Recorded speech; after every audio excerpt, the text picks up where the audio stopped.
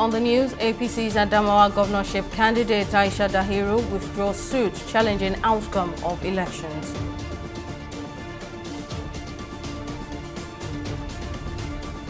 NIDCOM says buses have arrived pick-up points for evacuation of Nigerians from Sudan.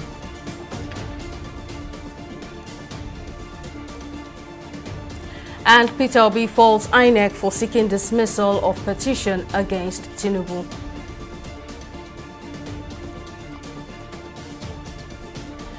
Hello and welcome to News Now on TV 360 Nigeria. I am Simisola Ajigun. A federal high court in Abuja has dismissed a suit filed by Aisha Binani Dahiru of the All Progressives Congress APC, seeking to be affirmed as the winner of the Adamawa state governorship election. Binani's counsel, Mohammed Sharif, had asked the court to strike out the suit. The APC governorship candidate had applied for leave of the court in respect of the declaration of the winner from the governorship election of Adamawa State held on March 18, 2023 and the supplementary election held on April the 15th. The presiding judge in Yangeko dismissed the suit at the court session on Wednesday following a notice of discontinuance filed by the APC candidate through her lawyer. The judge held that the lawyer failed to address the court on the issue of jurisdiction as ordered on April 18. Joining me to speak more on this development is political affairs analyst Theo Akatigba. Thank you very much for joining me. Now, Binani has withdrawn her suit challenging the outcome of the Adamawa governorship poll, leading to a consequential lead-up. Now, are there any implications to this move? Well, for me, what are the implications? It was quite embarrassing that that case was filed.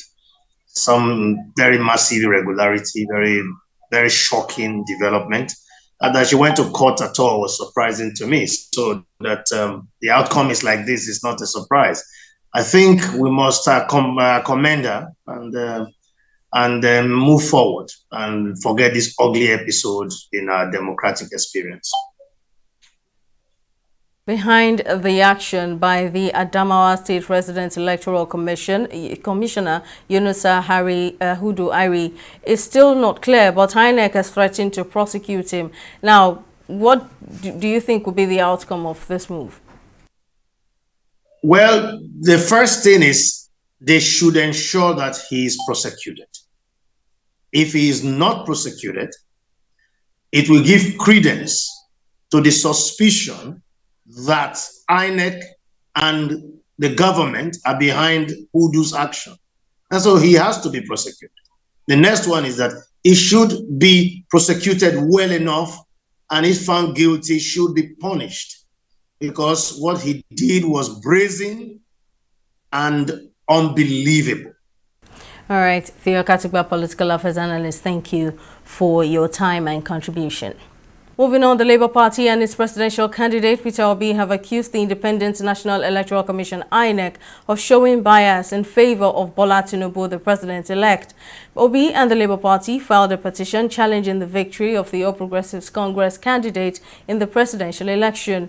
In a response filed on April the 21st, the petitioners faulted the electoral umpire for filing a preliminary objection. They also reprimanded the Electoral Commission for not maintaining neutrality in the matter, describing it as an embarrassment. The petitioners further faulted INEC for claiming that their petition is defective and not grantable. The Nigerians in Diaspora Commission (NIDCOM) has announced that buses facilitating the evacuation of Nigerian students from Sudan have finally arrived at the pick-up point. NIDCOM, in a post on Twitter, said the buses arrived on Tuesday night. The agency added that more buses are expected to arrive on Wednesday morning with the help from the National Emergency Management Agency (NEMA) and the Nigerian Embassy in Sudan. On Tuesday, Minister of Foreign Affairs Geoffrey Oyema said that during the evacuations, priority will not be accorded any diplomat, adding that the government will be prioritizing women and children. Exactly 33 days to completion of tenure, President Muhammadu Buhari has sworn in 6 newly appointed federal permanent secretaries. The president performed the swearing-in before the commencement of the Federal Executive Council meeting at the State House in Abuja. In attendance at the meeting was the Secretary to the Government of the Federation, Boss Mustafa, Head of the Civil Service of the Federation, Folashade Yemi Eson, the National Security Advisor, Major General Babagana Monguno, as well as state ministers. Speaking with State House correspondent, Yemi Eson urged the new permanent secretaries to give their best in their discharge of their duties to advance the efficiency of the country's civil service. It's expected that they will bring their best into the office. It's also expected that they will be diligent, hardworking, and that integrity will be their watchword. From my point of view, very rigorous. I'm sure you need to ask them because they had 3 stages of examinations, and this is just so that we can get the best from among the civil servants because we actually need the best hands to move Nigeria forward. The newly appointed permanent secretaries say they are prepared for the duties required of their position. We are going to work hard so that all sectors, wherever one is posted to, whether in infrastructure, social services, governance and institutional reforms, we will be able to assist Nigeria to jump back to the position that it has been, which we came to here as children, and we also witness. We will now go back and achieve that position, giant of Africa. This is a huge responsibility vested in us with all the trust and confidence reposed in us, and we pledge and we are going to deliver, inshallah. We will make sure that we consolidate on the current government achievements and also immediately buy into the incoming government agenda, policies and programs to assist them to deliver their policies and programs. Well, moving on, as a contributing move against the persistence of malaria in Africa, the Director General of the National Agency for Food and Drug Administration and Control, NAFDAC, Mojisola Adeyeye, has said the approval process for clinical trials for the R21 Matrix M malaria vaccine will begin in 6 weeks. This comes as the World Health Organization said the vaccine, given provisional approval by NAFDAC, still needs to undergo more trials. She added that the provision of the vaccine is important for transmission prevention, adding that NAFDAC is going to do its own test, trials and levels of approval. According to the NAFDAC boss, for the first time in the agency's history, there will be an external expert body for phase 4 of clinical trials. Still on health, the World Health Organization says 33 million children will need to be vaccinated in Africa between 2023 and 2025 to put the continent back on track to achieve the 2030 global immunization goals that include reducing morbidity and mortality from vaccine-preventable diseases. WHO Regional Director for Africa, Matshidiso Moeti, made this known during a media roundtable in the 2023 African Vaccination Week celebration on Tuesday in Abuja. Represented by WHO country representative to Nigeria, Walter Mulumbo, Moeti explained that while the number of zero-dose children stood at 2.2 million in 2021, the number increased to 6.2 million between 2022 and 2023. Our correspondent, Emeka Amako, files in this report from Abuja. According to the Nigerian Federal Ministry of Health definition, a child is considered fully vaccinated if he or she has received a BCG vaccination against tuberculosis, 3 doses of DPT to prevent diphtheria, whooping cough and tetanus, at least 3 doses of polio vaccine and 1 dose of measles. However, immunization, which guarantees prevention from life-threatening diseases, suffer recurrent setbacks due to many factors such as ethnicity and religious beliefs.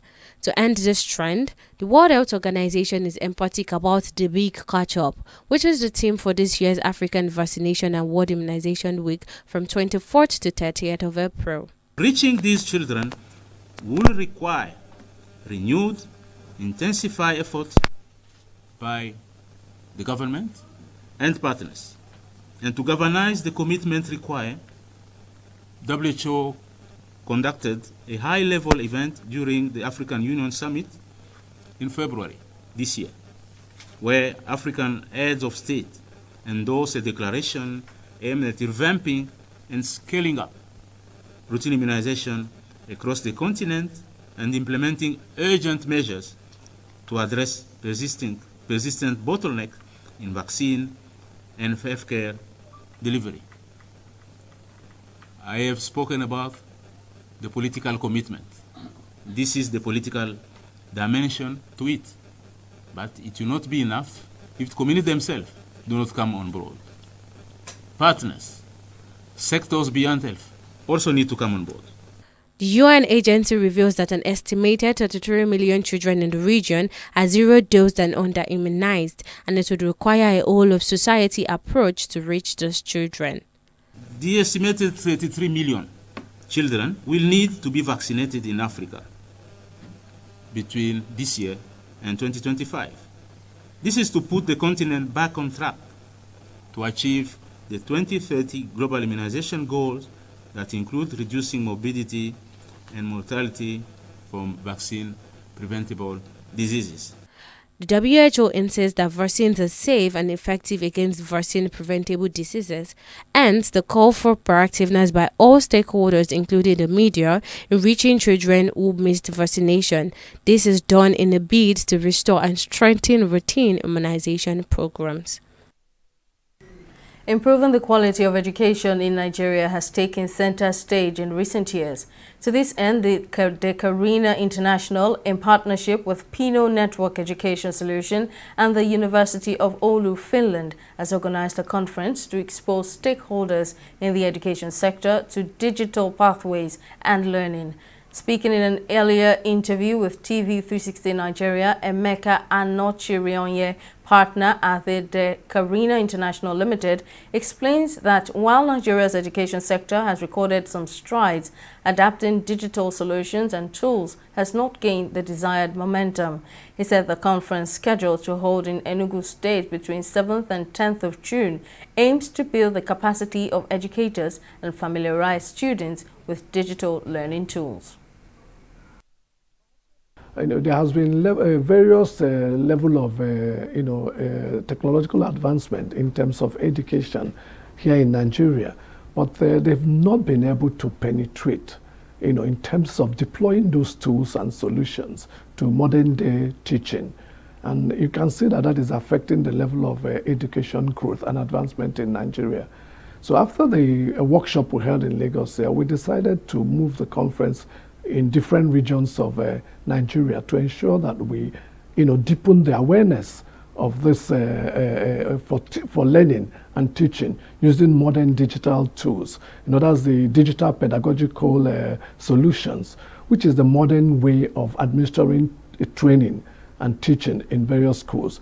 Of course, the last pandemic, COVID pandemic, taught us a lesson in that direction, where most of the schools are shut down. And then looking backwards in Nigeria, the education system we're operating is also facing a lot of challenge in terms of advancement, in terms of growth, in terms of letting the teachers have the requisite skills and materials and tools to be able to administer their training very well on the student. And you can see the results are affecting our students too. We'll take a break here, but still to come, fears mount for Sudan's ceasefire as former regime members escape. We'll bring you details of the story and more after this break.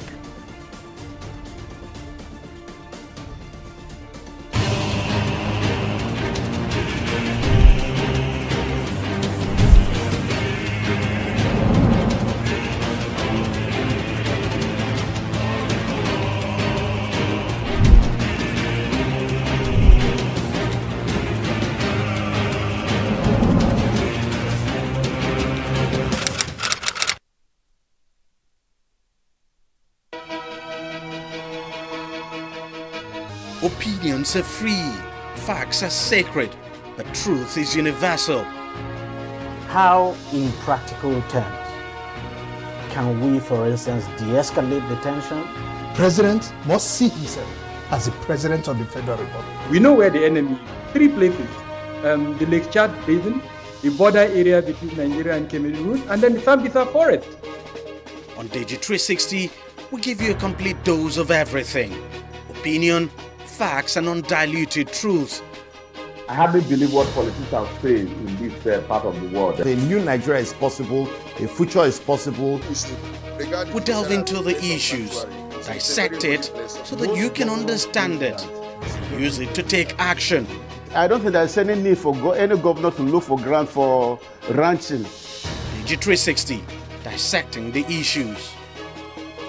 Corruption not in my country. Cut. All right. What's your name again? Kemi?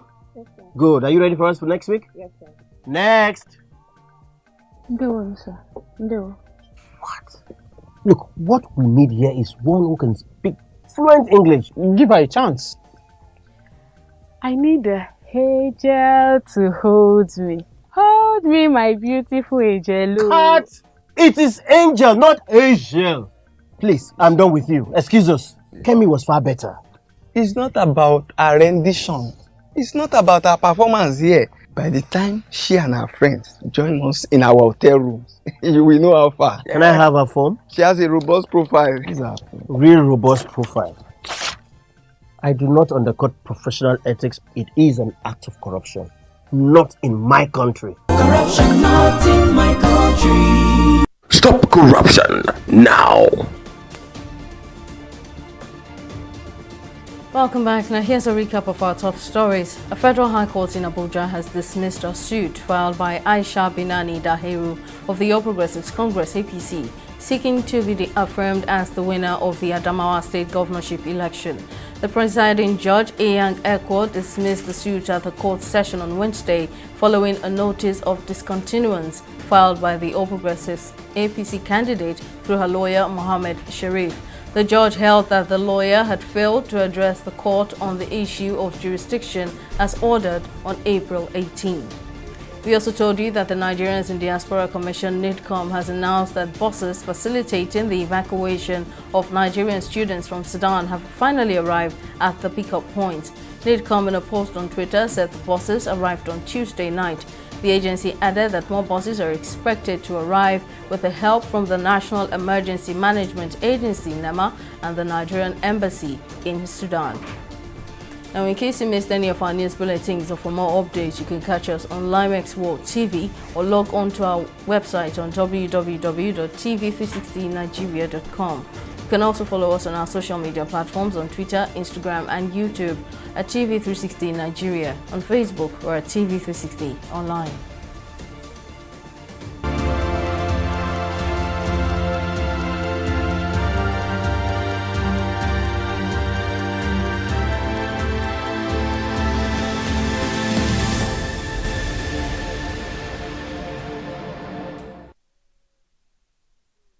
The World Health Organization says about 6.2 million Nigerian children are unvaccinated due to the COVID-19 pandemic.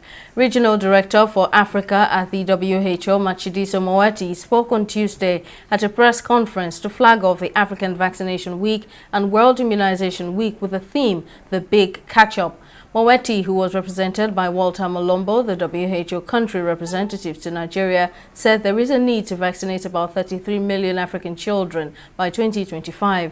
She added that the continent needs to get back on track to achieving the 2030 global immunization goals and reducing morbidity and mortality from vaccine-preventable diseases. The Australian government has pledged a $50 million funding boost for research into long COVID as a parliamentary inquiry called for the establishment of a single COVID-19 database and a nationally coordinated research program into the condition. Health Minister Mark Butler said the investment provided from the Medical Research Future Fund was an initial response to the inquiry. On Monday, the House of Representatives Standing Committee on Health, Aged Care and Sport tabled its inquiry report into the health, economic and social impacts of long COVID and repeat infections. The report said there was a lack of conclusive evidence about recovery periods, but the inquiry had evidence that most people with long COVID would eventually recover. We'll take another short break and return with more stories in business and sports. So stay with us.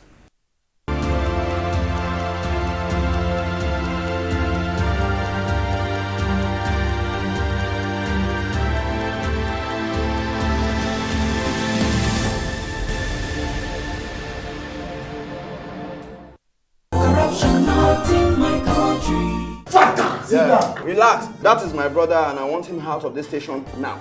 We have proceeded. Okay. Can I just see the IPO of this case? IPO. How are you? You're welcome, sir. That is my brother, and I want him out of this station now. Do you know the offense he has committed, sir? What do you guys want for your weekend? Okay, let me see your DPO. This way, sir. Oh, better. You don't know who is here. That boy is my brother, and I want you to assist me to free him. The man found the gun, confessed to robbery. Things like this happen. 200,000 naira for you. Are you bribing me? 500,000 naira. Robbery suspect? 1 million naira. That is corruption. Not allowed in this division. 1 million. Remember, police is your friend. Giving and taking bribe is wrong. Corruption, not in my country. Stop corruption now. Corruption not in my country.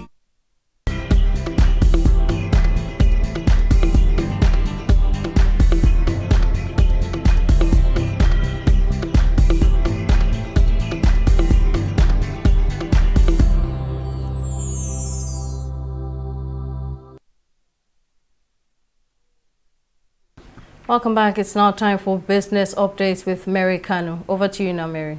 Thank you, Simisala. Welcome to Business News. Recent figures from the National Bureau of Statistics show that the cost of powering telecommunication services has hit 33.47 billion naira per month, following a 55.16% year-on-year increase in the cost of diesel. According to the NBS, the cost of diesel rose to 836 naira per litre in March 2023 from 539 naira per litre in the corresponding period of 2022. This pushed the monthly cost of powering base stations to 33.4 billion naira in March 2023 from 21.5 billion naira as of March 2022. At the current rate, the cost of operating base stations is expected to exceed 401.6 billion naira by year's end. And the World Bank says inflation in food prices remains high globally, especially in almost all low and middle income countries. It made the declaration in its latest food security update report issued on Wednesday. The Bretton Woods organization said inflation levels are greater than 5% in 70.6% of low income countries and in 90.9% of lower middle income countries and about 5% in 87% of upper middle income countries, some of which are experiencing double-digit inflation. The World Bank also quoted the Food and Agriculture Organization saying that the benchmark index of international food commodity prices declined for the 12th consecutive month in March 2023. We'll take a break and return with Stock Market Review.